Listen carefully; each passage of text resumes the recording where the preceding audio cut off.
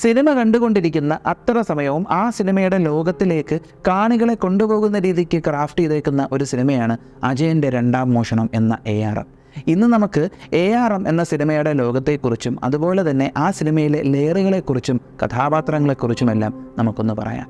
വളരെ വ്യത്യസ്തമായിട്ടുള്ള കഥാപശ്ചാത്തലമുള്ള ഈ സിനിമയിലെ ചില എലമെൻറ്റുകളെക്കുറിച്ചെല്ലാം നമ്മളൊന്ന് നോക്കേണ്ടിയിരിക്കുന്നു. എന്നാൽ അതിലേക്ക് വെച്ച് ഏറ്റവും പ്രാധാന്യമുള്ളത് ഈ ചിയോതി വിളക്കെന്ന് പറയുന്ന ആ ഒരു വിളക്ക് തന്നെയാണ്. നമുക്കറിയാം ഈ ഒരു വിളക്കിന് ചില പ്രത്യേകതകളൊക്കെ ഉണ്ട് അല്ലേ. അപ്പോൾ അതുപോലെ സിമിലറായിട്ട് പ്രത്യേകതകളുള്ള വിഗ്രഹങ്ങളുള്ള 2 അമ്പലങ്ങൾ നമ്മുടെ ഇന്ത്യയിലുണ്ട്. അതിലൊരു അമ്പലം വന്നിട്ട് നമ്മുടെ കേരളത്തിലുമാണ്. അപ്പോൾ നമുക്കതിനെക്കുറിച്ച് വീഡിയോയുടെ ലാസ്റ്റിൽ പറയാം. അപ്പോൾ വീഡിയോയിലേക്ക് പോകുന്നതിന് മുൻപ് നിങ്ങൾക്ക് വളരെ ഉപകാരപ്രദമായിട്ടുള്ളൊരു കാര്യം ഞാൻ നിങ്ങൾക്ക് പരിചയപ്പെടുത്താം. പ്രതിമാസം ഒരു നിശ്ചിത തുക നിങ്ങൾക്ക് മാറ്റിവെക്കാൻ കഴിഞ്ഞാൽ നിങ്ങൾക്ക് നല്ലൊരു അവസരമാണ് Aditya Birla Sun Life insurance മുന്നോട്ട് വെച്ചിരിക്കുന്നത്. അവരുടെ പുതിയ NFO ആയിട്ടുള്ള മിഡ് ക്യാപ് 150 മൊമെൻറ്റം 50 ഫണ്ട് ഇപ്പോൾ അവൈലബിൾ ആണ്. ഈ മാസം 15 വരെയാണ് ഇതിൻ്റെ ഒരു ലാസ്റ്റ് ഡേറ്റ് എന്ന് പറയുന്നത്. ലിങ്കും കാര്യങ്ങളുമെല്ലാം ഞാൻ ഡിസ്ക്രിപ്ഷൻ ബോക്സിൽ കൊടുത്തേക്കാം. ആദിത്യ ബിർള സൺ ലൈഫ് നമ്മുടെ പണം ഇൻവെസ്റ്റ് ചെയ്യുന്നത് ഏറ്റവും മികച്ച 50 കമ്പനികളിലാണ്, അതും ഒരു ഫണ്ട് മാനേജർ ഇല്ലാതെ. അതുകൊണ്ട് തന്നെ നല്ല റിട്ടേൺസ് കിട്ടാനുള്ള സാധ്യതയുണ്ട്. ഈ ബെഞ്ച് മാർക്കിൻ്റെ പഴയ റിട്ടേൺസ് നോക്കുകയാണെങ്കിൽ കഴിഞ്ഞ 5-10 വർഷങ്ങളിലായിട്ട് 37%, 26.3% റിട്ടേൺസ് കിട്ടിയിട്ടുള്ളത്. ഇപ്പോൾ 2014 നിങ്ങളിതിൽ 1 ലക്ഷം രൂപ ഇൻവെസ്റ്റ് ചെയ്തിട്ടുണ്ടായിരുന്നെങ്കിൽ ഇപ്പോൾ അത് 10 ലക്ഷം രൂപയായേനെ. ഇപ്രാവശ്യവും സെയിം ഇൻഡെക്സ് തന്നെ റെപ്ലിക്കേറ്റ് ചെയ്യുന്നത് കൊണ്ട് ഈ NFOയും ഇതുപോലത്തെ റിട്ടേൺസ് തരാനുള്ള സാധ്യതയുണ്ട്. ഇത് NRI സുഹൃത്തുക്കൾക്കും നല്ലൊരു അവസരമാണ് കേട്ടോ. പ്രതിമാസം ഒരു 18,000 രൂപ മാറ്റി വയ്ക്കാൻ കഴിഞ്ഞാൽ 2 കോടി വരെ റിട്ടേൺസ് കിട്ടാനുള്ള സാധ്യതയുണ്ട്. ഈ മാസം 15 വരെയാണ് കേട്ടോ ഈ ഒരു NFOയുടെ ലാസ്റ്റ് ഡേറ്റ് എന്ന് പറയുന്നത്. ലിങ്കും കാര്യങ്ങളുമെല്ലാം ഞാൻ ഡിസ്ക്രിപ്ഷൻ ബോക്സിൽ കൊടുത്തേക്കാം. അപ്പോൾ ഇനി നമുക്ക് സമയം കളയാതെ കുഞ്ഞിക്കേളുവിൻ്റെയും മണിയൻ്റെയും അജയൻ്റെയും ലോകത്തിലേക്ക് ഇറങ്ങിച്ചില്ല. നമസ്കാരം, ഞാൻ വൈശാഖ്. ടെലിസ്കോപ്പിലേക്ക് സ്വാഗതം.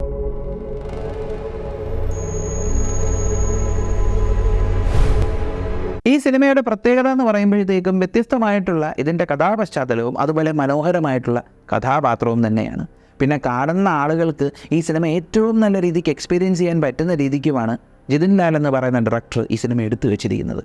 അതുകൊണ്ട് തന്നെ ഞാൻ വീണ്ടും പറയുന്നു, ഈ സിനിമ കണ്ടിട്ടില്ലാത്തവരാണെങ്കിൽ ഇവിടെ തൊട്ട് അങ്ങോട്ട് ഇപ്പോൾ കാണരുത്. സിനിമ കണ്ടതിന് ശേഷം മാത്രം കാണുക. കാരണം ഇത് അത്രയും നല്ലതുപോലെ തിയേറ്ററിലിരുന്ന് എക്സ്പീരിയൻസ് ചെയ്യേണ്ട ഒരു സിനിമ തന്നെയാണ്. അപ്പോൾ നമുക്ക് സിനിമയിലെ കഥാപാത്രങ്ങളിലേക്ക് പോകാം. ഈ ഒരു സിനിമയുടെ തുടക്കത്തിൽ തന്നെ പറയുന്നുണ്ടല്ലോ ഒരു ശബ്ദം. ഈ ലോകത്തിലെ ഓരോ ജീവജാലങ്ങൾക്കും ഓരോ നിയോഗങ്ങളുണ്ടെന്ന്. ഈ നിയോഗങ്ങൾ സിനിമയിലെ ഓരോ കഥാപാത്രങ്ങൾക്കും ഇതിലോരോ റോളുകളുണ്ട്. എന്നാൽ ഈ നിയോഗങ്ങൾ എന്ന് എടുത്തു പറയുന്നത് ടോവിനോ തോമസിൻ്റെ 3 പ്രധാന കഥാപാത്രങ്ങൾക്കാണ്. അതായത് കുഞ്ഞിക്കേളു എന്ന കളരി ഗുരുക്കൾക്കും കുഞ്ഞിക്കേളുവിൻ്റെ പിൻഗാമിയായി വരുന്ന മണിയൻ എന്ന് പറയുന്ന കള്ളനും. മണിയനെക്കുറിച്ച് പറയുമ്പോഴത്തേക്കും സിനിമ കണ്ടിറങ്ങിയ മെജോറിറ്റി ആളുകൾക്കും ഏറ്റവും കൂടുതൽ ഇഷ്ടപ്പെട്ടിട്ടുള്ളൊരു കഥാപാത്രമാണ് മണിയൻ എന്ന് പറയുന്നത്. അപ്പോൾ മണിയൻ്റെ പിൻഗാമിയായി വരുന്ന, അതായത് മണിയൻ്റെ പേരക്കുട്ടിയായി വരുന്ന അജയനുമാണ്. ഇവർക്ക് 3 പേർക്കുമാണ് ഈ സിനിമയുടെ മെയിൻ കഥയിലെ പ്രധാനപ്പെട്ട 3 നിയോഗങ്ങളുള്ളത്. അത് നമുക്ക് ലാസ്റ്റിൽ പറയാം. അപ്പോൾ സിനിമയിൽ നമ്മൾ ഏറ്റവും കൂടുതൽ ശ്രദ്ധിക്കേണ്ട ഒരു ഭാഗം എന്ന് പറയുമ്പോഴത്തേക്കും അജയൻ വിളക്ക് തപ്പി ഇറങ്ങുന്ന ഒരു സിറ്റുവേഷൻ ഉണ്ടാവുമല്ലോ. കാരണം അജയൻ പറയുന്നുണ്ടല്ലോ, ആ വിളക്ക് കൊണ്ടെത്തിച്ചില്ലെങ്കിൽ എൻ്റെ അച്ചാച്ചനെ പോലെ ഞാനും ഒരു കള്ളനായി മാറുമെന്ന്. കാരണം അജയനെ ആ ഒരു സിറ്റുവേഷനിൽ കൊണ്ടെത്തിക്കുന്നുണ്ട് പല ആളുകളും കൂടെ ചേർന്നിട്ട്. അപ്പോൾ ആ സിറ്റുവേഷനിൽ നിന്ന് തൻ്റെ അച്ചാച്ചൻ്റെ കള്ളനെന്നുള്ള പേര് തനിക്ക് വീഴരുത് എന്നുള്ള ഒരൊറ്റ കാരണം കൊണ്ടാണ് അജയൻ ഈ പരിപാടികൾ അത്രയും ചെയ്യുന്നത്. എന്താ പറയുക, ഈ ഒരു അഡ്വഞ്ചർ ഫിലിമുകളുണ്ടല്ലോ, ഈ കിണികളിൽ കൂടെ എല്ലാം കടന്നുപോയി ഒരുപാട് പഴക്കം ചെന്ന സ്ഥലത്ത് പോയി സാധനങ്ങളൊക്കെ എടുക്കുന്ന ആ ഒരു അഡ്വഞ്ചർ ഫിലിം കാണുന്ന ആ ഒരു എഫക്റ്റ് ഉണ്ടല്ലോ, ആ ഒരു ത്രില്ലിങ് എഫക്റ്റ്, ആ ഒരു റഷ്, അത് ഈ മണിയനെ വിളക്കെടുക്കാൻ പോകുന്ന സമയത്ത് നമുക്ക് നല്ലപോലെ ഫീൽ ചെയ്യും. അതിനൊത്തുള്ള ബാക്ക്ഗ്രൗണ്ട് മ്യൂസിക്കും കാര്യങ്ങളും ഒക്കെയാണ് ആ സമയത്തുള്ളത്. അപ്പോൾ ആ ടൈമിൽ നമുക്ക് ഈ വിളക്കിൻ്റെ പ്രത്യേകത, ഈ ഒരു മെറ്റീരിയലിൻ്റെ പ്രത്യേകത വീണ്ടും കാണാൻ കഴിയുന്നുണ്ട്. എന്താണ്? ഹീലിംഗ് ഫാക്ടർ, അതുപോലെ മെറ്റീരിയലുകളെ മാനിപ്പുലേറ്റ് ചെയ്യാൻ പറ്റുക, വെള്ളത്തിനെ കൺട്രോൾ ചെയ്യാൻ പറ്റുക, മെറ്റലിനെ കൺട്രോൾ ചെയ്യാൻ പറ്റുക, അതെല്ലാം നമുക്ക് ആ സമയങ്ങളിൽ മനസ്സിലാവുന്നുണ്ട്. ഇതെല്ലാം ഡയറക്ടർ നമ്മുടെ മുന്നിൽ ഇങ്ങനെ വെച്ച് തരുന്ന കാര്യങ്ങളാണ്, ഇതെല്ലാം ശ്രദ്ധിക്കാനായിട്ട്. ശേഷം അറിയാമല്ലോ, സിനിമ കണ്ടവർക്കറിയാം ശേഷം ആ വിളക്ക് എന്തിന് ഈ വിളക്കെടുക്കാൻ പോയി, ഇതേത് വിളക്കാണെന്നെല്ലാം സിനിമ കണ്ടവർക്കറിയാം. അതുകൊണ്ടാണ് അതൊന്നും പറയാത്തത്. അപ്പോൾ മണിയൻ്റെ പിൻഗാമിയാണ് അജയൻ്റെ കഥാപാത്രം. അജയൻ എന്ന് പറയുമ്പോൾ തൻ്റെ അച്ചാച്ചനെ പോലെ അത്ര വലിയ സംഭവമൊന്നുമല്ല, പക്ഷേ പാവമാണ്. പക്ഷേ എത്ര പാവമാണെന്ന് പറഞ്ഞാലും അജയനും കളരിയിൽ ഒരു എക്സ്പേർട്ടാണ്. അതായത് ഈ കളരിയിലെ മർമ്മക്കുത്തുകളും അടിമുറകളും എല്ലാം നല്ലതുപോലെ അജയന് നല്ല വശമുണ്ട്. ഒന്നാം തരം മെയ്വഴക്കവുമാണ് അജയനുള്ളത്. അത് കാണിക്കുന്ന പല സീനുകളും സിനിമയിലുണ്ട്. അപ്പോൾ അങ്ങനെ ജീവിച്ചു കൊണ്ടിരുന്ന അജയനെ ഒരു പ്രത്യേക സാഹചര്യത്തിൽ തൻ്റെ അച്ചാച്ചൻ ചെയ്തിരുന്ന മോഷണം വീണ്ടും ചെയ്യാനായിട്ട് പ്രേരിപ്പിക്കുകയും ഈ ഒരു ചിയോതി വിളക്കാണ് മോഷ്ടിക്കേണ്ടത് എന്നുള്ളൊരവസ്ഥയിൽ എത്തിക്കുകയൊക്കെ ചെയ്യുന്നുണ്ട്. സിനിമ കണ്ടിട്ടുള്ളവർക്കറിയാം എന്താണ് ആ സാഹചര്യമെന്നും ഏത് വിളക്കാണ് എടുക്കാൻ പോകുന്നതെന്നും എന്തിനാണ് എടുക്കാൻ പോകുന്നതെന്നും എല്ലാം സിനിമ കണ്ടവർക്ക് മനസ്സിലാവും. അതുകൊണ്ടാണ് അതൊന്നും പറയാത്തത്. അങ്ങനെ അജയൻ തൻ്റെ ആ ഒരു സാഹചര്യത്തിൽ നിന്ന് കരകയറാനായിട്ട് തൻ്റെ അച്ചാച്ചൻ്റെ ആ ഒരു ചീത്തപ്പേര്, എന്താ പറയുക, അച്ചാച്ചനെ പോലെ തനിക്കൊരു കള്ളനാവാൻ പാടില്ല എന്ന നിർബന്ധം, അച്ചാച്ചൻ്റെ ആ ഒരു ചീത്തപ്പേര് തനിക്ക് വീഴാതിരിക്കാനായിട്ട് അജയൻ പഠിച്ച പണി 18 നോക്കുന്നു. അജയൻ തപ്പി നടക്കുകയാണ് ഈ ഒരു വിളക്കിന് വേണ്ടിയിട്ട്. അജയൻ ഒരുപാട് ഇഷ്ടപ്പെടുന്ന അജയൻ്റെ കാമുകി ലക്ഷ്മി അജയനോട് പറയുകയാണ്, എന്താ പറയുക, ലക്ഷ്മിക്ക് പണ്ട് മുതലേ മണിയൻ്റെ കഥകൾ കേൾക്കാൻ ഒരുപാട് ഇഷ്ടമായിരുന്നുവെന്ന് സിനിമയുടെ ഒരു ഭാഗത്ത് വെച്ച് നമുക്ക് മനസ്സിലാക്കാൻ കഴിയുന്നുണ്ട്. അപ്പോൾ ലക്ഷ്മിയാണ് അജയൻ്റെ കൂടെ പറഞ്ഞത്, സാധാരണ ആളുകൾക്ക് എത്തിപ്പെടാൻ പറ്റുന്ന ഒരു സ്ഥലത്തായിരിക്കത്തില്ല നിൻ്റെ അച്ചാച്ചനത് വെച്ചേക്കുന്നത്, നിൻ്റെ അച്ചാച്ചന് മാത്രം എത്താൻ പറ്റുന്ന ചില സ്ഥലങ്ങൾ ഇവിടെ ഉണ്ടാവും, അവിടെ ആയിരിക്കും ഈ ഒരു വിളക്ക് വെച്ചേക്കുന്നത്, അവിടെയൊക്കെ ഒന്ന് പോയി നോക്കാൻ പറയുന്നുണ്ട്. ഇവിടം തൊട്ടാണ് നമ്മൾ സത്യം പറഞ്ഞാൽ ശ്രദ്ധിക്കേണ്ട പല കാര്യങ്ങളും വരുന്നത്. അതായത് ഈ ഒരു എന്താ പറയുക, അജയൻ്റെ അച്ചാച്ചൻ മാത്രം എത്തുന്നൊരു സ്ഥലം എന്ന് പറയുമ്പോഴത്തേക്കും ഒരു ആമ എന്ന് പേരുള്ളൊരു സ്ഥലം, ആ സ്ഥലത്തിൻ്റെ പേര് ഞാൻ മറന്നുപോയി. അപ്പോൾ ആ ഒരു സ്ഥലത്തായിരിക്കും ഒരു ആമ എന്ന് പേരുണ്ട്. അപ്പോൾ ഇത് ഓർത്ത് വെച്ചേക്കുക കേട്ടോ, ആ ഒരു സ്ഥലത്തിൻ്റെ പേരും ആമ എന്ന് തുടങ്ങുന്നൊരു സ്ഥലമാണ്. അപ്പോൾ അതൊരു ഗുഹയൊക്കെ ഉള്ളൊരു സ്ഥലമാണ്. അവിടെ അജയൻ ചെല്ലുന്നു. അവിടെ അജയൻ ചെന്നിട്ടും അജയൻ ഒരു പിടുത്തവും കിട്ടുന്നില്ല. അപ്പോൾ ഈ ഒരു ആമ എന്ന് പറയുന്ന സംഭവം അജയൻ്റെ മനസ്സിൽ വന്നതിനൊരു കാര്യമുണ്ട്. ഈ ഒരു ആമ എന്ന് പറയുന്ന പേര് അജയൻ്റെ മനസ്സിൽ സ്ട്രൈക്ക് ചെയ്തതിൻ്റെ ഒരു കാര്യമുണ്ട്. അങ്ങനെ തപ്പി തപ്പി തപ്പി തപ്പി തൻ്റെ അച്ചാച്ചൻ മാത്രം പോകാൻ സാധ്യതയുള്ള, അതായത് അസാമാന്യ മെയ്വഴക്കമുള്ള ഒരാൾക്ക് മാത്രം ഇറങ്ങിച്ചെല്ലാൻ പറ്റുന്ന ഒരു ഗുഹയിലേക്ക് അജയൻ എത്തുന്നു. അപ്പോൾ ഇവിടെ എത്തുമ്പോഴാണ് ഒരു കാര്യം നമ്മൾ ശ്രദ്ധിക്കേണ്ടത്, അജയൻ പെട്ടെന്ന് ബോധം കിട്ടുകയുന്നുണ്ട് അതിൻ്റെ അകത്ത് ചെന്നിട്ട്. എൻ്റെ കാര്യം എന്തെന്ന് മനസ്സിലായി കാണും. ഈ ഗുഹകളിലൊക്കെ ഓക്സിജൻ കണ്ടൻറ്റ് കുറയുന്ന സ്ഥലങ്ങൾ വരുന്നുണ്ട്. അവിടെ വെച്ച് പ്രോപ്പർ ഓക്സിജൻ കിട്ടാതെയാണ് അജയൻ ബോധം കിട്ടുകയുന്നത്. എന്നാൽ ഇവിടെ തൊട്ടാണ് അമാനുഷികമായിട്ടുള്ളൊരു അനുഭവം അജയൻ ഉണ്ടാകുന്നത്. ആരോ ഒരാൾ വന്ന് അജയനെ രക്ഷിക്കുന്നു. അജയൻ പെട്ടെന്ന് അവിടെ നിന്ന് ഇങ്ങനെ ബോധം കെട്ട് കിടക്കുന്ന അജയൻ പെട്ടെന്ന് ഉണരുന്നു. ഉണർന്ന സമയത്ത് തൻ്റെ അച്ചാച്ചനെ പോലത്തെ ഒരു രൂപം അവിടെ നിൽക്കുന്നത് പോലെ അജയന് തോന്നിയായിരുന്നു. അപ്പോൾ തൻ്റെ അച്ചാച്ചൻ തന്നെ രക്ഷിക്കുന്നതായിട്ട് അജയന് ഫീൽ ചെയ്തായിരുന്നു. അങ്ങനെ അവിടെ നിന്ന് ഉണരുന്ന അജയൻ വെളിച്ചം കാണുന്നൊരു ഭാഗത്തേക്ക് ചെന്നപ്പോഴത്തേക്കും ചുമരിലൊക്കെ എന്തൊക്കെയോ വരച്ചു കുറിച്ച് വെച്ചേക്കുന്നു. ആ ചുമരിൽ വരച്ച് വെച്ചേക്കുന്നത് അജയൻ്റെ അച്ചാച്ചനായിട്ടുള്ള മണിയനായിരുന്നു. എന്നാൽ മണിയൻ വരച്ചു വെച്ചേക്കുന്ന ചുവർ ചിത്രങ്ങളിൽ നിന്ന് അജയൻ മനസ്സിലാക്കേണ്ട കാര്യങ്ങളെല്ലാം വളരെ വ്യക്തമായി അജയൻ മനസ്സിലാക്കിയെടുക്കുന്നു. അജയൻ തപ്പിപ്പോവേണ്ട വിളക്ക് ഏതാണെന്നും ആ വിളക്കിൻ്റെ പ്രത്യേകതകൾ എന്താണെന്നും എല്ലാം മണിയൻ വളരെ മനോഹരമായിട്ടുള്ള രീതിയിൽ, മനോഹരം എന്ന് പറയുമ്പോഴത്തേക്കും ഇതെന്താ മനസ്സിലാകേണ്ട ആളുകൾക്ക് മനസ്സിലാകേണ്ട രീതിക്ക് മണിയൻ അവിടെ വരച്ച് വെച്ചിട്ടുണ്ടായിരുന്നു. ഇതെല്ലാം അജയൻ കണ്ട് മനസ്സിലാക്കിയാണ്. അപ്പോൾ ഇവിടെ ലാസ്റ്റിലോട്ട് എടുക്കുമ്പോഴത്തേക്കും നമ്മുടെ മണിയൻ എവിടെയാണോ പോയി നിന്ന് താഴോട്ട് ചാടിയത് അതേ സ്ഥലത്ത് തന്നെ അജയനും വന്നെത്തി താഴോട്ട് ചാടുന്നുണ്ട് അല്ലേ?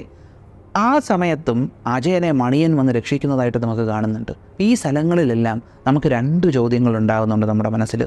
ഒന്ന്, മണിയൻ മരിച്ചിട്ടില്ലേ? ഒരു നാടിനെ ജയിച്ച കള്ളൻ, അമാനുഷികമായിട്ടുള്ള കഴിവുകളുള്ള ഒരാൾ, സാധാരണ മനുഷ്യർക്ക് ചെയ്യാൻ പറ്റാത്ത പല കാര്യങ്ങളും ചെയ്യാൻ കഴിയുന്ന പല കഴിവുകളുമുള്ള ഒരു കള്ളൻ, ഒരാൾ, അങ്ങനെയൊക്കെ ഒരു അമാനുഷിക പരിവേഷം പലയിടങ്ങളിലും മണിയന് കൊടുക്കുന്നുണ്ട്. അപ്പോൾ തന്നെ കണ്ടുകൊണ്ടിരിക്കുന്നത് നമുക്കൊരു സംശയം തോന്നും, ഈ പുള്ളിക്കാരൻ അപ്പോൾ ശരിക്കും മരിച്ചിട്ടില്ലേ? എവിടെ പോയി മണിയൻ എന്നൊരു ചോദ്യം. പിന്നെ അതുപോലെ തന്നെ മറ്റൊരു ചോദ്യവും കൂടെ വരും. എന്താണ്, ഈ മണിയൻ ചുമരിൽ വരച്ചു വെച്ചേക്കുന്ന ഈ ചിത്രങ്ങളിൽ നിന്ന് എങ്ങനെ അജയൻ ഇത്രയും വ്യക്തമായിട്ട് മണിയൻ പറയാൻ ഉദ്ദേശിച്ച കാര്യങ്ങൾ മനസ്സിലാക്കിയെടുത്തു? കാരണം ആ ചുമർ ചിത്രങ്ങൾ കാണുമ്പോൾ നമുക്ക് വല്ലതും മനസ്സിലാവുന്നുണ്ടോ? ഇല്ല. പക്ഷേ അജയനത് മനസ്സിലാവുന്നുണ്ട്. എങ്ങനെ? ഇവിടെയാണ് നമ്മൾ സുരഭി ലക്ഷ്മിയുടെ കഥാപാത്രത്തെക്കുറിച്ച് പറയേണ്ടത്. ഈ സിനിമയിൽ എനിക്ക് ഏറ്റവും ഇഷ്ടപ്പെട്ടൊരു കഥാപാത്രമാണ് സുരഭി ലക്ഷ്മിയുടെ മാണിക്യം. കാരണം ഇതിലെ മെയിനായിട്ടുള്ള പല തന്ത്രപ്രധാനമായിട്ടുള്ള സ്ഥലങ്ങളിലും പല മെയിനായിട്ടുള്ള കാര്യങ്ങളും മാണിക്യത്തിലൂടെയാണ് നമുക്ക് ഈ കാണുന്ന ആളുകളിലേക്ക് ഈ ഒരു സിനിമയിൽ നിന്ന് പല കാര്യങ്ങളും കൺവേ ആകുന്നത്. അപ്പോൾ മാണിക്യം ചെറുപ്പകാലം മുതലേ അജയന് തൻ്റെ അച്ചാച്ചൻ്റെ പല പല കാര്യങ്ങളും പറഞ്ഞു കൊടുത്തിരുന്നു. അതുകൊണ്ട് തന്നെ നമുക്കത് ആദ്യം ഒരു സീനുണ്ടല്ലോ, അജയൻ ചെറുപ്പത്തിൽ ഒരു ജീവിയെ വെച്ചിട്ട് ഒരാളുടെ താക്കോലിങ്ങനെ എടുപ്പിക്കുന്നൊരു സീൻ, ഒരു കിളിയെ വെച്ചിട്ടൊരു താക്കോൽ എടുപ്പിക്കുന്നൊരു സീൻ, അത് ഇദ്ദേഹത്തിന് അറിയാവുന്ന ഒരു ടെക്നിക്കായിരുന്നു. ആർക്ക്? മണിയൻ അറിയാവുന്ന ഒരു ടെക്നിക്കായിരുന്നു. മണിയൻ അറിയാവുന്ന ആ ടെക്നിക്ക് എങ്ങനെ അജയൻ അറിയാം? മണിയൻ അറിയാവുന്ന ടെക്നിക്ക് അത് അജയനെ അറിയണമെങ്കിൽ അത് അജയന് പറഞ്ഞു പഠിപ്പിച്ചു കൊടുത്തത് മാണിക്യമായിരിക്കും. അതുപോലെ മണിയൻ അറിയാവുന്ന പല കഴിവുകളും പല കാര്യങ്ങളും കഥയുടെ രൂപത്തിലൂടെ മാണിക്യം അജയന് പറഞ്ഞു കൊടുത്തിട്ടുണ്ട്. അങ്ങനെ പറഞ്ഞു കൊടുത്തുകൊണ്ടിരിക്കുന്ന സമയങ്ങളിൽ അല്ലേ, പല സമയങ്ങളിലും നമുക്ക് അജയൻ്റെ അമ്മ പറയുന്ന കേൾക്കാൻ പറ്റുന്നുണ്ട്. നിൻ്റെ അമ്മാമ്മ പറഞ്ഞിരുന്ന ഓരോ കാര്യങ്ങൾ നീ ഇങ്ങനെ കേട്ട് വഷളായിക്കോ എന്നെല്ലാം പറഞ്ഞിങ്ങനെ വഴക്ക് പറയുന്നുണ്ട്. അപ്പോൾ ആ സമയങ്ങളിലെല്ലാം ആ നാട്ടിൽ സർവൈവ് ചെയ്യാനും ഏത് സിറ്റുവേഷനിൽ രക്ഷപ്പെടാനുമായിട്ടുള്ള മണിയൻ്റെ ഓരോ ടെക്നിക്കുകൾ മാണിക്യം അജയന് പറഞ്ഞു കൊടുക്കുന്നതായിരുന്നു നമുക്ക് മനസ്സിലാക്കാൻ കഴിയും. അപ്പോൾ അതുപോലെ തന്നെ ഈ ചുമർ ചിത്രങ്ങളിൽ കൂടെ പല കാര്യങ്ങളും വായിച്ച് മനസ്സിലാക്കി എടുക്കാനായിട്ടുള്ള മണിയൻ്റെ കഴിവും ഒരുപക്ഷെ മാണിക്യം വഴി തന്നെ ആയിരിക്കണം അജയന് കിട്ടിയിട്ടുള്ളത്. അപ്പം അതേ കാരണം കൊണ്ട് തന്നെ ആയിരിക്കണം അജയൻ അതെല്ലാം വായിച്ച് മനസ്സിലാക്കുകയും ചെയ്തത്. ഇനി ശരിക്കും മണിയൻ ജീവനോടെ ഉണ്ടോ? മണിയൻ ജീവനോടെ ഉണ്ട് എന്നതൊന്നും നമുക്ക് ഒരിക്കലും പറയാൻ പറ്റത്തില്ല. പിന്നെ എങ്ങനെ അജയനെ ആ സന്ദർഭങ്ങളിൽ ഒരാൾ സഹായിക്കുമെന്നോ? അജയനെ ആരാണ് ആ സന്ദർഭങ്ങളിൽ സഹായിച്ചത്? അജയൻ എന്താണ് അങ്ങനെയൊക്കെ തോന്നിയത്?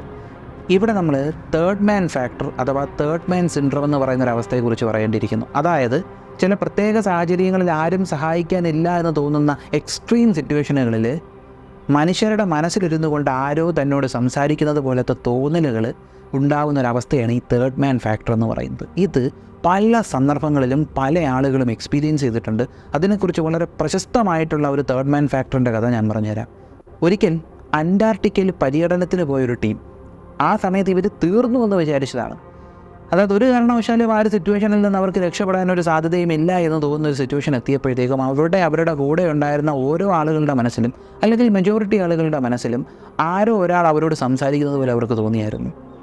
ഈ സ്ഥലത്തൂടെ പോ, അത് ഈ ചവിട്ടല്ലേ. അവരവിടെ നിന്ന് രക്ഷപ്പെട്ടപ്പോൾ ഒട്ടുമിക്ക പല ആളുകൾക്കും ഈ ഒരു അനുഭവം പങ്കുവയ്ക്കാനുണ്ടായിരുന്നു. അന്ന് അവരോട് ആരാണ് സംസാരിച്ചതെന്ന് ഇവർക്ക് ആർക്കും തന്നെ അറിയത്തില്ല.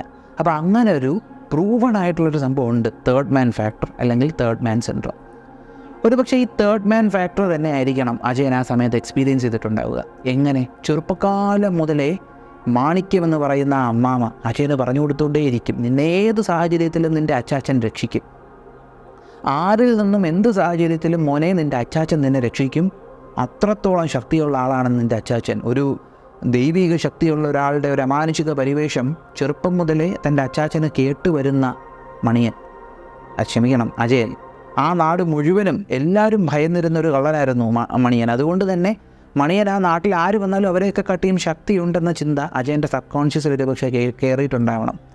നിങ്ങൾ ആലോചിച്ചാൽ മതി, രണ്ട് സമയത്തും അജയൻ്റെ മനസ്സിൽ രണ്ട് സമയത്തും മണിയൻ്റെ പ്രസൻസ് വന്നത് അജയൻ എന്താ പറയുക, അബോധാവസ്ഥയിൽ കിടന്നിരുന്ന സമയത്ത്, അതായത് തീർന്നു എന്നുള്ളൊരവസ്ഥയിലാണ് മിക്ക സമയങ്ങളിലും മണിയൻ്റെ സാന്നിധ്യം അജയനിലുണ്ടായിട്ടുള്ളത്. അതായത് തൻ്റെ ഉയിര് വിട്ടു പോകാൻ വരെ സാധ്യതയുള്ള ആ സിറ്റുവേഷനുകളിൽ, ഒറ്റയ്ക്കായി പോകുന്ന ആ സിറ്റുവേഷനുകളിൽ അജയൻ്റെ ഉള്ളിൽ 2 തവണയായിട്ട് തൻ്റെ അച്ചാച്ചനായിട്ടുള്ള മണിയൻ്റെ സാന്നിധ്യം ഉണ്ടാവുകയുണ്ടായി. ഇത് തേർഡ് മാൻ ഫാക്ടർ തന്നെയാണെന്ന് നമുക്ക് ഉറച്ചു വിശ്വസിക്കാൻ പറ്റുന്ന മറ്റൊരു ഡയലോഗും കൂടെ സിനിമയിൽ പറയുന്നുണ്ട്. അപ്പോൾ ഇത് സൂചിപ്പിക്കുന്ന മറ്റൊരു കാര്യവും കൂടെ മണിയൻ്റെ സുഹൃത്തായിട്ടുള്ള ജഗദീഷ് ഏട്ടൻ്റെ കഥാപാത്രം പറയുന്നൊരു ഡയലോഗുണ്ട്, ഒരിക്കലും മരിക്കാത്ത ഇതിഹാസമായി മാറും നീയെന്ന്. കഥകളിൽ കൂടെ എല്ലാ കാലഘട്ടത്തിലും മണിയൻ ജീവിച്ചിരിക്കുകയാണ്. അങ്ങനെ നോക്കുകയാണെങ്കിൽ മണിയൻ അവസാനിച്ചിട്ടില്ല, കഥകളിൽ കൂടെ മണിയൻ ഇങ്ങനെ ജീവിച്ചിരിക്കുകയാണ്. അപ്പോൾ അങ്ങനെ കഥകളിൽ കൂടെ കേട്ടുവന്ന് തൻ്റെ അച്ചാച്ചൻ്റെ സാന്നിധ്യമാണ് ആ പല സന്ദർഭങ്ങളിലും അജയൻ എക്സ്പീരിയൻസ് ചെയ്തിട്ടുള്ളത്. ഇനി എന്താ പറയുക, ഈ ഒരു ആമ എന്ന് പറയുന്ന ഫാക്ടർ അജയൻ്റെ മനസ്സിലെത്തിയതും ഈ അച്ചാച്ചൻ വഴി തന്നെയാണ്. കാരണം അച്ചാച്ചൻ ഏറ്റവും കൂടുതൽ കിടന്ന് കറങ്ങിയിട്ടുള്ളൊരു സ്ഥലമായിരുന്നു ഈ ഒരു ആമയുടെ പേരുള്ള ആമത്തുരുത്തോ അങ്ങനെ പേരുള്ള ആ സ്ഥലം. നമുക്കിപ്പോൾ തൽക്കാലത്തേക്ക് ആമത്തുരുത്തെന്ന് തന്നെ പറയാം. എനിക്ക് ആ സ്ഥലത്തിൻ്റെ പേര് ഞാൻ മറന്നുപോയി. അപ്പോൾ ആ ഒരു ആമത്തുരുത്തെന്ന് പറയുന്ന സ്ഥലത്തിൻ്റെ പേര് തൻ്റെ അച്ചാച്ചനുമായി കണക്റ്റായാണ് അജയൻ്റെ മനസ്സിൽ വന്നത്. അവിടെ പോയപ്പോഴത്തേക്കും തൻ്റെ അച്ചാച്ചൻ്റെ പല സാന്നിധ്യങ്ങളും അജയന് കാണാനും കഴിഞ്ഞിട്ടുണ്ട്. ഈ ആമത്തുരുത്ത് തൻ്റെ അച്ചാച്ചൻ ഏറ്റവും കൂടുതൽ കറങ്ങുന്ന സ്ഥലമാണ് ആ രാമത്തുരുത്ത് അല്ലേ. അപ്പോൾ അതുകൊണ്ട് തന്നെ ഒരു ആമയുടെ രൂപത്തിലുള്ള കളിപ്പാട്ടം മാണിക്യത്തിൻ്റെ കയ്യിലേക്ക് അജയൻ്റെ അച്ചാച്ചനായിട്ടുള്ള മണിയൻ ഏൽപ്പിച്ചിട്ടുണ്ടായിരുന്നു. അപ്പോൾ അതിനെക്കുറിച്ച് ഇങ്ങനെ എൻ്റെ അച്ചാമ്മ എന്തൊക്കെ കഥകൾ പറഞ്ഞിട്ടുണ്ട്, ഇങ്ങനൊരു സാഹചര്യത്തിൽ താനിങ്ങനെ പല ആളുകൾ കാരണം ഇങ്ങനെ എത്തിപ്പെട്ടേക്കാണ്, അവിടെ നിന്ന് രക്ഷപ്പെട്ടാൽ നമുക്ക് ഈ അച്ചാച്ചൻ കാരണം ഉണ്ടാക്കി വെച്ചേക്കുന്ന ചീത്തപ്പേരുകൾ മാറിക്കിട്ടും എന്നെല്ലാം പറഞ്ഞ് അമ്മയെ കൺവിൻസ് ചെയ്യുമ്പോഴത്തേക്കും അജയൻ്റെ അമ്മ തൻ്റെ അമ്മാമ്മയുടെ പെട്ടി തുറക്കുമ്പോഴത്തേക്കും അതിലൊരു കളിപ്പാട്ടം കിട്ടുകയാണ്. ഈ കളിപ്പാട്ടം എന്ന് പറയുമ്പോൾ അതൊരു മെറ്റലാണ് കേട്ടോ. അപ്പോൾ ഈ മെറ്റലിൻ്റെ മണ്ട ഭാഗത്തൊരു പ്രസ്സുണ്ട്, അത് പ്രസ് ചെയ്യുമ്പോഴത്തേക്കും ആമയുടെ തലയും കൈയും കാലും എല്ലാം പുറത്തു വരും. എന്നാൽ പ്രസ് റിലീസ് ചെയ്യുമ്പോൾ ഉടനെ തന്നെ അത് തിരിച്ചു പോവുകയും ചെയ്യും അല്ലേ. കുറച്ച് നേരം തന്നിട്ട് തിരിച്ചു പോകും, അതങ്ങനെ ഫിക്സ് ആയിട്ട് അവിടെ നിൽക്കുന്നില്ല. അപ്പോൾ അങ്ങനൊരു കളിപ്പാട്ടം അജയന് കൊടുത്തിട്ടുണ്ടായിരുന്നു. അപ്പോൾ ആമ എന്ന് പറയുന്ന പേര് അജയൻ്റെ മനസ്സിൽ അത് തൻ്റെ അച്ചാച്ചൻ വഴിയാണ് വന്ന് കയറിയിട്ടുള്ളത്. അപ്പോൾ അജയൻ ആ സമയത്ത് ഇതിൻ്റെ പ്രാധാന്യം എന്താണെന്ന് മനസ്സിലായില്ലായിരുന്നു. എന്നാൽ ഈ വിളക്കെടുക്കാൻ പോകുന്നൊരു സമയമുണ്ടല്ലോ, അജയൻ താൻ തീർന്നു എന്നും പറഞ്ഞ് വീണ് കിടക്കുന്ന സമയം, ആ സമയത്താണ് വീണ്ടും തൻ്റെ അച്ചാച്ചനായിട്ടുള്ള മണിയൻ്റെ സാന്നിധ്യം അജയൻ അറിയുന്നത് അല്ലേ. അവിടെയും അജയൻ പെട്ടെന്ന് എണീക്കുന്നു. എന്നാൽ തൻ്റെ ദേഹത്ത് തറച്ചിരുന്ന ഒരു ഇരുമ്പ് കഷ്ണം ഊരിയെടുത്തിട്ട് അജയൻ ഒരു സ്ഥലത്തോട്ട് എറിയുമ്പോഴത്തേക്കും അവിടെ മെറ്റലിനെ മാനിപ്പുലേറ്റ് ചെയ്യാൻ പറ്റുന്ന എന്തോ സാധനം കിടപ്പുണ്ടെന്ന് അജയൻ മനസ്സിലാക്കുന്നു. അപ്പോൾ അജയൻ ആ പഴയ കഥകൾ ആലോചിക്കുകയാണ്. എന്താണ് ആ വരച്ച് വെച്ചേക്കുന്ന ചുവർ ചിത്രങ്ങളിൽ കൂടെ തൻ്റെ അച്ചാച്ചൻ പറയാൻ ശ്രമിച്ച ആ കാര്യം അജയൻ മനസ്സിലാക്കുന്നു. ഓ, ഈ വിളക്കിരിക്കുന്ന സ്ഥലത്ത് മെറ്റൽ മാനിപ്പുലേറ്റ് ചെയ്യാനുള്ള കഴിവ് ഈ വിളക്കിനുണ്ടല്ലോ. അപ്പോൾ ഉറപ്പായിട്ടും ഈ വിളക്കിരിക്കുന്ന സ്ഥലത്ത് ഒരു മെറ്റൽ വന്ന് ആ മെറ്റൽ അവിടെ റിയാക്ട് ചെയ്യും. അജയൻ തപ്പി നടക്കുന്ന ആ വിളക്ക്, അത് അവിടെയാണ് അജയൻ്റെ അച്ചാച്ചൻ ഒളിപ്പിച്ച് വെച്ചേക്കുന്നതെന്ന്. അങ്ങനെ അവിടെ ചെന്ന് അജയൻ നോക്കുമ്പോഴത്തേക്കും അവിടെ ഒരു പെട്ടി അജയന് കാണാൻ സാധിച്ചു. ആ പെട്ടി എത്ര കഷ്ടപ്പെട്ടിട്ടും അജയന് തുറക്കാൻ പറ്റാണ്ടായപ്പോഴത്തേക്കും അജയൻ നോക്കിയപ്പോൾ ആ പെട്ടിയിലൊരു കീ ഉണ്ട്. ആ പെട്ടി തുറക്കാനായിട്ടൊരു കീ ഉണ്ട് അല്ലേ, സിനിമ കണ്ടവർക്കറിയാം. ആ കീ ഒരു പ്രത്യേക കളിപ്പാട്ടത്തിൻ്റെ രൂപത്തിലാണെന്നും അജയൻ മനസ്സിലാക്കുന്നു. ആ രൂപം എന്താണെന്ന് അജയൻ ആലോചിച്ചപ്പോഴത്തേക്കും അജയന് മനസ്സിലായി, തൻ്റെ അച്ചാച്ചൻ തൻ്റെ അച്ചാമ്മയ്ക്ക് കൊടുത്തേക്കുന്ന ആ കളിപ്പാട്ടം ആ ആമയുടെ രൂപത്തിലാണല്ലോ ഈ കീ. അപ്പോൾ ഈ കീ എന്താ പറയുക, ഈ ഒരു പെട്ടി തുറക്കാനായിട്ടുള്ള കീ ഉറപ്പായിട്ടും ആ ആമയായിരിക്കുമെന്നും പറഞ്ഞ് തപ്പിപ്പോയി അജയൻ ആ ആമയെ എടുത്തുകൊണ്ട് വരികയാണ്. ആമയെ എടുത്തുകൊണ്ട് വന്നിട്ട് ആ ഒരു കീ ഹോളിൽ വെച്ചിട്ട് അജയൻ ആ ആമയുടെ മണ്ടയിലെ പ്രസ് ചെയ്യുമ്പോഴത്തേക്കും ആമയുടെ 4 കാലുകളും ഓപ്പൺ ആയിട്ടിരിക്കുന്നു. പക്ഷേ ഇപ്രാവശ്യം ആ കാലുകൾ പുറകോട്ട് പോകുന്നില്ല. കാരണം ആ ഒരു കളിപ്പാട്ടത്തിനെ ജഗദീഷ് ചേട്ടൻ്റെ കഥാപാത്രം ഡിസൈൻ ചെയ്തേക്കുന്നത് അങ്ങനെയാണ്. ജഗദീഷ് ചേട്ടൻ്റെ കഥാപാത്രമാണല്ലോ ഈ പൂട്ട് ഡിസൈൻ ചെയ്യുന്നത്. കാരണം ഇദ്ദേഹം പൂട്ടുകൾ എക്സ്പേർട്ടാണെന്ന് മനസ്സിലാക്കാൻ പറ്റുന്ന പല സാഹചര്യങ്ങളും ഉണ്ട്. അപ്പോൾ ജഗദീഷ് ചേട്ടൻ്റെ കഥാപാത്രം ആ പൂട്ട് ഡിസൈൻ ചെയ്തേക്കുന്നത് ഈ അകത്തിരിക്കുന്ന വിളക്കുണ്ടല്ലോ, ഈ വിളക്കുമായിട്ട് റിയാക്ട് ചെയ്യാൻ പറ്റുന്ന രീതിക്കാണ്. എങ്ങനെയെന്ന് വെച്ചാൽ ഈ വിളക്കിന് മെറ്റലുകളെ മാനിപ്പുലേറ്റ് ചെയ്യാനുള്ളൊരു കഴിവുണ്ടല്ലോ.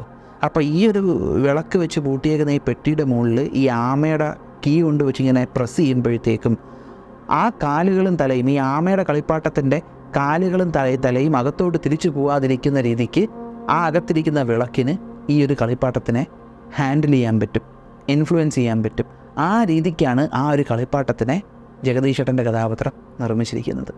അത് നമുക്ക് മനസ്സിലാക്കി തരാനായിട്ടാണ് മെറ്റലുകളെ മാനിപ്പുലേറ്റ് ചെയ്യാനുള്ളൊരു കഴിവ് നേരത്തെ ഈ വിളക്കിനുണ്ടെന്ന് നമുക്ക് മനസ്സിലാക്കി തരുന്ന ആ ഒരു പർട്ടിക്കുലർ സീൻ സിനിമയിൽ കാണിച്ചിരിക്കുന്നത്. ആ ഒരു മെറ്റൽ എടുത്ത് എറിയുമ്പോഴത്തേക്കും അത് അവിടെ നിന്ന് തെറിച്ചു പോകുന്നൊരു സീനുണ്ടല്ലോ, ആ സീൻ വെച്ചേക്കുന്നത്. അപ്പം പ്രോപ്പറായിട്ട് നേരത്തെ തന്നെ ഇതിൻ്റെ കഴിവുകൾ എന്താണെന്ന് പല സമയങ്ങളിലായിട്ട് ഡയറക്ടർ നമുക്ക് മനസ്സിലാക്കി തന്നിട്ടുണ്ടായിരുന്നു. ഈ കഥ മുന്നോട്ട് കൊണ്ടുപോകുന്നത് മണിയൻ്റെ കഥയിൽ കൂടെയാണ്. ഈ കഥയിലെ ഏറ്റവും പ്രാധാന്യമുള്ള കഥാപാത്രം അതുകൊണ്ട് മണിയൻ തന്നെയാണ്. ഇവിടെ ഒരു കള്ളൻ എന്നതിലുപരി അമാനുഷിക കഴിവുകളും അതിബുദ്ധിമാനുമായിട്ടുള്ള മണിയൻ്റെ ചിന്താരീതികളുമൊക്കെ തന്നെയാണ് നമ്മളെ കൂടുതൽ അമ്പരിപ്പിക്കുന്നതും ഈ കഥയുടെ ഭാഗത്തിൽ വരുമ്പോൾ. ഒന്ന് ആലോചിച്ച് നോക്കി, അങ്ങനൊരു പൂട്ട് ഡിസൈൻ ചെയ്തു. മെറ്റലിനെ മാനിപ്പുലേറ്റ് ചെയ്യാൻ പറ്റുന്നൊരു സാധനത്തിന് മാത്രം പിടിച്ചു നിർത്താൻ പറ്റുന്ന രീതിയിലുള്ളൊരു പൂട്ട്. അത് തുറക്കുന്നു. ആ വിളക്കെടുത്തുടനെ തന്നെ അജയൻ്റെ ദേഹത്തുള്ള എല്ലാ മുറിവുകളും ഉണങ്ങുകയും ചെയ്യുന്നുണ്ട്.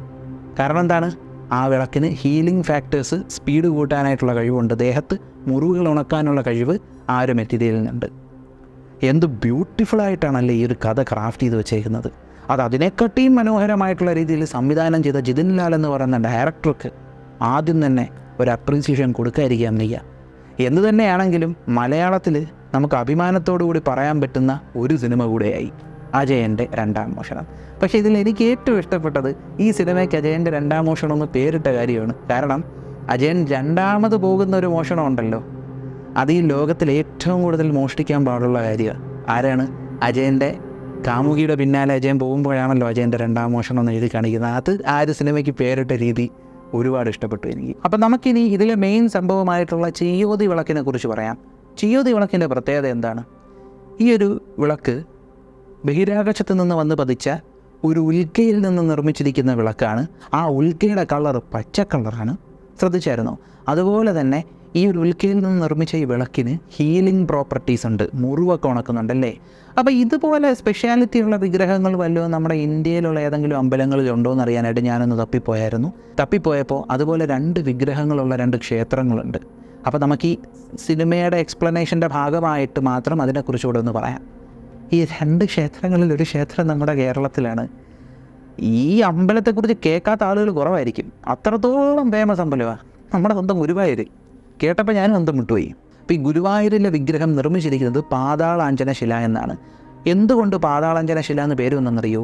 ഈ ഒരു പാതാളാഞ്ജന ശില എന്ന് പറയുന്ന കല്ല് അത് ഭൂമിയുടെ ഭയങ്കര ആഴത്തിൽ കിടക്കുന്ന ഒരു കല്ലെന്നാണ് പറയുന്നത്. ആ കല്ലെന്നാണ് ഈ ഒരു വിഗ്രഹം നിർമ്മിച്ചതെന്നാണ് പറയുന്നത്. ഇനി ട്വിസ്റ്റ് എന്തെന്നറിയോ? ഈ പാതാളാഞ്ജന ശില അഥവാ ഈ ഒരു ബിസ്മത്ത് റോക്ക്, ഈ ഒരു വിഗ്രഹത്തിൽ ബിസ്മത്തിൻ്റെയും ഇറിഡിയത്തിൻ്റെയും എല്ലാം പ്രസൻസ് ഈ ഒരു പാതാളാഞ്ജന ശിലയിൽ ഉണ്ടെന്നാണ് പറയുന്നത്. അപ്പോൾ ഈ ഒരു പാതാളാഞ്ജന ശില എന്ന് പറയുന്ന ഈ ഒരു കല്ല്, ബിസ്മത്ത് റോക്ക് എന്നൊക്കെ പറയാം. അപ്പോൾ ഈ ഒരു കല്ല് ഭൂമിയിൽ നാച്ചുറലി ഉണ്ടാകുന്ന കല്ലല്ല. ഈ ഒരു കല്ല് ഭൂമിയിൽ വന്നിട്ടുണ്ടെങ്കിൽ കാലങ്ങൾക്ക് മുമ്പ് ഒരു മീറ്റിയോറൈറ്റ് സ്റ്റോൺ വന്ന് പതിച്ച്, അതായത് ഒരു ഉൽക്ക വന്ന് പതിച്ച്, ആ ഒരു ഉൽക്കയിൽ നിന്നാണ് ഈ ഒരു കല്ലുണ്ടായെന്നാണ് പറയുന്നത്. കാലങ്ങൾക്ക് മുമ്പ് ഏതോ ഒരു ഉൽക്ക വന്ന് പതിച്ച് ആ ഒരു ഉൽക്ക ഭൂമിയുടെ അടിത്തട്ടി പോയി കിടക്കുന്നു. അങ്ങനെയാണ് ഈ ഒരു ഈ ഒരു പാതാളാഞ്ജന ശില ഉണ്ടായതെന്നാണ് പറയുന്നത്. കാരണം നാച്ചുറലി ഭൂമിയിൽ ഉണ്ടാകുന്ന കല്ലല്ല എന്നാണ് പറയപ്പെടുന്നത്. എനിക്ക് മനസ്സിലാക്കാൻ കഴിഞ്ഞാൽ അങ്ങനെയാണ്. അപ്പോൾ ആ ഒരു പാതാളാഞ്ജന ശിലയിൽ നിന്നാണ് നമ്മുടെ ഗുരുവായൂരിലെ വിഗ്രഹം നിർമ്മിച്ചിരിക്കുന്നത്. അപ്പോൾ ഇതുപോലെ തന്നെയല്ലേ കഥയിലും പറയുന്നത്. എന്താണ്, ഒരു ആകാശത്തുനിന്നൊരു ഉൽക്ക വന്ന് വീഴുന്നു. ആ ഉൽക്കയിൽ നിന്ന് ഈ ഒരു ചിയോതി വിളക്ക് ഉണ്ടാക്കി. ഇനി ഇതുപോലെ മറ്റൊരു വിഗ്രഹം കൂടെ പറയുന്നുണ്ട് കേട്ടോ. പറഞ്ഞില്ലേ, ചിയോതി വിളക്ക് ഉണ്ടാക്കാനായിട്ട് ആ ഉൽക്കയിൽ ചില പ്രത്യേക കൂട്ടുകൾ കൂടെയൊക്കെ മിക്സ് ചെയ്ത് ഈ വിളക്കുണ്ടാക്കി. ഈ വിളക്കിന് മെഡിസിനൽ ക്വാളിറ്റി ഉണ്ട്. എന്താണ്, മുറിവുണങ്ങുന്നുണ്ട് ആ ഒരു വിഗ്രഹത്തിനല്ലേ. അതുപോലൊരു വിഗ്രഹം, മെഡിസിനൽ ക്വാളിറ്റി ഉള്ളൊരു വിഗ്രഹമാണ് പളനിയിലെ പളനി മുരുകൻ്റെ വിഗ്രഹം, ദണ്ഡായുധപാണിയുടെ ആ ഒരു വിഗ്രഹം. ആ വിഗ്രഹം നിർമ്മിച്ചിരിക്കുന്നത് നവപാഷാണം കൊണ്ടാണ്. നവപാഷാണ വിഗ്രഹം. ഇതിനെക്കുറിച്ച് ഇങ്ങനെയാണ് പറയുന്നത്. ഈ നവപാഷാണം, ഈ ഒരു വിഗ്രഹം നിർമ്മിച്ചിരിക്കുന്നത് ബോഗർ എന്ന് പറയുന്ന ഒരു സിദ്ധനാണ്. അപ്പോൾ ഇത് മറ്റേ സിനിമയുടെ പേര്, അരവിന്ദസ്വാമിയുടെ സിനിമയുടെ പേര്, അതിൽ ബോഗർ എന്ന് പറയുന്നത് ഈ സിദ്ധൻ്റെ പേരാണ്, ബോഗർ. അപ്പോൾ ബോഗർ എന്ന് പറയുന്ന സിദ്ധന് ഒരു നിർബന്ധം ഉണ്ടായിരുന്നു, ഒട്ടുമിക്ക എല്ലാ അസുഖങ്ങളും ക്യൂർ ചെയ്യാൻ പറ്റുന്ന ഒരു മരുന്ന് നിർമ്മിക്കണം. അപ്പോൾ അതിനു വേണ്ടി അദ്ദേഹം എത്തിയതാണ് ഈ ഒരു നവപാഷാണം എന്ന് പറയുന്ന സംഭവം. അപ്പോൾ ഈ 9 സെപ്പറേറ്റ് മിക്സ്ചേഴ്സും ഒറ്റയ്ക്കിരുന്നാൽ പാഷാണങ്ങളാണ്. അതുകൊണ്ടാണ് 9 പാഷാണം, നവപാഷാണം എന്ന് പറയുന്നത്. പക്ഷേ ഇവർ ചേർന്നിരുന്നാൽ ഇവർക്ക് ഈ ഒരു പാഷാണത്തിൻ്റെ എഫക്റ്റ് ഉണ്ടാകത്തില്ല. ഇവർക്ക് ഔഷധ ഗുണങ്ങളായിരിക്കും ഉണ്ടാകുന്നത്. അപ്പോൾ ഈ 9 മിക്സ്ചേഴ്സും ഒരുമിച്ച് കൂട്ടിച്ചേർത്താൽ ഈ പ്രശ്നമില്ലെന്നല്ലേ പറയുന്നത്. അപ്പോൾ 9 മിക്സ്ചേഴ്സ് ഒരുമിച്ച് കൂട്ടാമല്ലോ. പക്ഷെ അത് ഒരുമിച്ച് കൂട്ടിയുള്ള പ്രശ്നം എന്താണ്? വെള്ളവും അതുപോലെ എണ്ണയും കണക്കിരിക്കും, തമ്മിൽ ചേരത്തില്ല. പക്ഷെ ഇത് ചേർക്കാനുള്ള ടെക്നിക്ക് ബോഗരെന്ന് പറയുന്ന സിദ്ധൻ അറിയായിരുന്നു. ഇതിങ്ങനെ ചേർന്നിരിക്കുമ്പോൾ ഇതിന് ഒരുപാട് ഔഷധ ഗുണങ്ങളുണ്ടെന്നാണ് പറയുന്നത്. ഔഷധ ഗുണങ്ങളെന്ന് പറയുമ്പോൾ പഞ്ചാമൃതം ഉണ്ടല്ലോ, പളനിയിലെ പ്രസാദം. ഈ പളനിയിലെ പ്രസാദം ആദ്യകാലങ്ങളിൽ പാലും പഞ്ചാമൃതവും എല്ലാം കൂടെ ഈ വിഗ്രഹത്തിൽ അഭിഷേകം ചെയ്തിട്ട് അതെടുത്താൽ അതിന് മെഡിസിനൽ ക്വാളിറ്റീസ് ഉണ്ടാകുമെന്നാണ് പറയുന്നത്. ഇങ്ങനെയാണ് പറയുന്നത്. പളനിയാണ്ടവൻ്റെ വിഗ്രഹത്തിൽ തൊടുമ്പോഴത്തേക്കും കല്ലായിട്ട് തോന്നത്തില്ല, ഒരു നമ്മുടെ ബോഡി തൊടുകില്ലേ, അതുപോലെ ഇങ്ങനെ പ്രസ്സാവുമെന്നാണ് പറയുന്നത്. അപ്പോൾ ഈ തൊട്ട് നോക്കുമ്പോൾ അതുപോലെ ഇരിക്കും എന്നുള്ള കാര്യം ഞാൻ ഒരാൾ പറഞ്ഞത് കേട്ട് മനസ്സിലാക്കിയ കാര്യമാണ് കേട്ടോ. അങ്ങനെ ഒരുപാട് ക്വാളിറ്റികൾ പളനിയാണ്ടവൻ്റെ വിഗ്രഹത്തെക്കുറിച്ച് പറയുന്നുണ്ട്. അപ്പം ഞാൻ കേട്ടറിഞ്ഞ കാര്യമാണ്, അത് നമ്മുടെ കഥയുമായിട്ട് കണക്ട് ചെയ്യാൻ പറ്റിയോണ്ട് പറഞ്ഞു. കാരണം എന്താണ്, ചിയോതി വിളക്കിന് ഹീലിംഗ് പ്രോപ്പർട്ടി ഇല്ലേ, മുറിവുണക്കത്തില്ലേ. ഈ ബോഗരാൾ ഭയങ്കര ഫേമസ് ആണ് കേട്ടോ. ഞാൻ ഈ ബോഗരെന്ന് പറയുന്ന പേര് കേട്ട സിനിമയെന്ന് തന്നെയാണ്. അരവിന്ദസ്വാമിയുള്ള ആ ഒരു സിനിമ ഉണ്ടല്ലോ, കൂട് വിട്ട് കൂട് മാറ്റം ചെയ്യുന്ന ഒരു സിനിമ, കണ്ടു നോക്കട്ടോ, നല്ല സിനിമയാണ്, കണ്ടിട്ടുള്ളവരായിരിക്കും കൂടുതലും. അപ്പോൾ ആ ഒരു ബോഗരെന്ന് പറയുന്ന സിദ്ധൻ ബോഗർ 7000 എന്നും പറഞ്ഞൊരു ബുക്കൊക്കെ എഴുതിയിട്ടുണ്ട്. വളരെ ഫേമസ് ആണ്. അപ്പോൾ എനിക്ക് വളരെ ഇൻട്രസ്റ്റിംഗ് ആയിട്ട് തോന്നി, അതാണ് ഇത് രണ്ടും കൂടെ പറഞ്ഞത്. ഇനി ആദ്യം പറഞ്ഞ ഓരോ ആളുകൾക്കും ഓരോ നിയോഗം ഉണ്ടായിരുന്നെന്ന് പറയുന്നല്ലോ. ഈ നിയോഗം സൂചിപ്പിക്കുന്നത് ഈ കുഞ്ഞിക്കേളുവിൻ്റെയും അതുപോലെ മണിയൻ്റെയും അജയൻ്റെയും നിയോഗങ്ങളാണ്. 3 പേരുടെയും നിയോഗങ്ങളുടെ ഫലം ഒന്നായിരുന്നുവെങ്കിലും 3ഉം സെപ്പറേറ്റ് ആയിരുന്നു. ആദ്യം എന്താണ്, ഹരിപുരത്താണ് ഈ ഒരു ഉൽക്ക വന്ന് വീണത്. അതിൽ നിന്നാണ് ഈ ഒരു ചിയോതി വിളക്ക് ഉണ്ടാക്കിയത്. അപ്പോൾ ഈ സമയത്താണ് കുഞ്ഞിക്കേളു എന്ന് പറയുന്ന ആ കാലഘട്ടത്തിൽ ജീവിച്ചിരുന്ന കളരി ഗുരുക്കളുടെ കഥാപാത്രം, ടൊവിനോ തോമസിൻ്റെ ഈ ഒരു കഥാപാത്രം രാജാവിനൊരു പ്രത്യേക സാഹചര്യത്തിൽ സഹായിക്കുകയും അതിന് പ്രതിഫലമായിട്ട് ഈ വിളക്ക് ചോദിക്കുകയൊക്കെ ചെയ്യുന്നുണ്ട്. അപ്പോൾ ഹരിപുരത്ത് വന്ന് വീണ ഉൽക്ക ആയതുകൊണ്ട് ഇത് രാജാവ് മാത്രം വെച്ച് പൂജിക്കേണ്ട സംഭവമല്ല, എല്ലാവർക്കും തൊഴുവാൻ കഴിയണം. അതുകൊണ്ട് തന്നെ പബ്ലിക് ആക്സസിലേക്ക്, അതായത് പബ്ലിക്കിലേക്ക് ഈ ഒരു വിളക്ക് കൊണ്ടുവരിക, അല്ലെങ്കിൽ അതിന് വേണ്ടിയിട്ടുള്ള ആഗ്രഹം, അതിൻ്റെ ആദ്യത്തെ സ്റ്റെപ്പ് എടുക്കുക, കനലിടുക എന്നുള്ള ദൗത്യമായിരുന്നു കുഞ്ഞിക്കേളുവിൻ്റേത്. അത് ഏറ്റവും നല്ല രീതിക്ക് അയാൾ ചെയ്യുകയും ചെയ്തു. കുഞ്ഞിക്കേളുവിൻ്റെ പിൻഗാമിയായിട്ടുള്ള മണിയൻ്റെ ദൗത്യം എന്തായിരുന്നു? സിനിമ കണ്ടവർക്കറിയാം എന്തായിരുന്നു ദൗത്യമെന്ന്.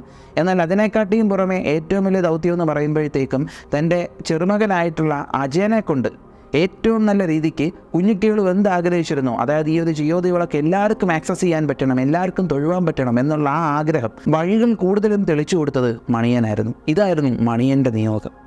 പിന്നെ അജയൻ്റെ നിയോഗം എന്തായിരുന്നെന്ന് പറയേണ്ട കാര്യമില്ലല്ലോ. പിന്നെ സിനിമ മുന്നോട്ട് കൊണ്ടുപോകുന്നത് അജയൻ ഈ വിളക്കെടുക്കാൻ പോണ കാര്യമായിട്ടൊക്കെയാണ്. അപ്പോൾ ഇതാണ് ആദ്യം പറഞ്ഞ ആ നിയോഗത്തിൻ്റെ പ്രസക്തി. എന്നാൽ ഈ 3 പേർക്ക് മാത്രമല്ല കേട്ടോ, ഇതിലുള്ള ഓരോ കഥാപാത്രങ്ങൾക്കും ഓരോ നിയോഗങ്ങളുണ്ട്. അപ്പോൾ ഇതൊക്കെയാണ് അജയൻ്റെ 2ാം മോഷണം എന്ന് പറയുന്ന സിനിമയുടെ വിശേഷങ്ങളും എനിക്ക് മനസ്സിലായ ചില ലെയറുകളും. അപ്പോൾ നിങ്ങൾ സിനിമ കണ്ടവരാണെങ്കിൽ ഒന്നുകൂടെ പോയി കാണുക. കാരണം ഉറപ്പായിട്ടും തിയേറ്ററിൽ പോയി എക്സ്പീരിയൻസ് ചെയ്യേണ്ട ഒരു സിനിമയാണ്. കാരണം ഒരു തവണ പോയി കണ്ടിട്ട് വീണ്ടും പോയി കണ്ടെന്നും പറഞ്ഞ് ഒരിക്കലും നമുക്ക് എന്താ പറയുക, ആ ഒരു എഫക്റ്റ് കുറഞ്ഞു പോകത്തൊന്നുമില്ല. അപ്പോൾ ഞാൻ ആദ്യം പറഞ്ഞ മറ്റേ NFOയുടെ കാര്യം മറക്കണ്ട കേട്ടോ. ഈ മാസം 15 വരെയാണ് ലാസ്റ്റ് ഡേറ്റ്.